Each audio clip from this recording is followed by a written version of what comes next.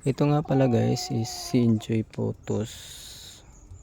Sinabit ko dito. Tapos ito si ano to, Photos. Golden Photos. Ayun, nakalimutan ko yung isa. Pero dito ako na interesting guys. Yung halaman na to is pwede palang ilagay sa puno ng kahoy para din siyang orchids.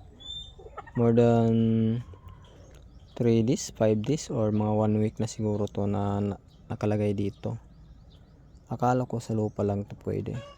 Nilagay ko siya dito tapos binubuhusan ko lang ng tubig. Hindi ko alam kung anong ID nito. Wala siyang lupa. Dito ko lang inilagay. Kasi doon ko na obserbahan, meron kasi ako doon na bali napabayaan ko na to dati. Nilagay ko lang sa puno ng tinatawag sa amin kalipayan, crotons sa tinatawag sa iba. Doon ko lang sinabit yung mother nito until wala na siyang lupa, tapos roots na lang.